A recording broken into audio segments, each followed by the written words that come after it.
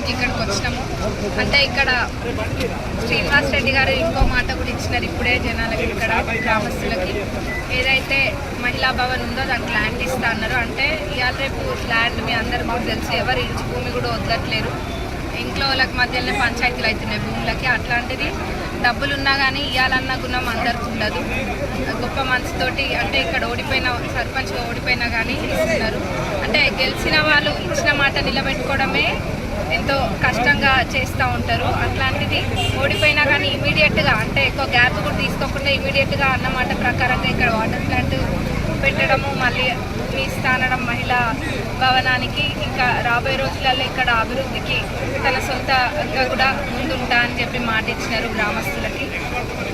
పొద్దున్న నుంచి కూడా వేరే ప్రోగ్రామ్స్ కూడా చేస్తున్నాము. రాయపర్తిలో ఒక 2 ఆరోగ్య కేంద్రాలు ఓపెన్ చేయడం జరిగింది.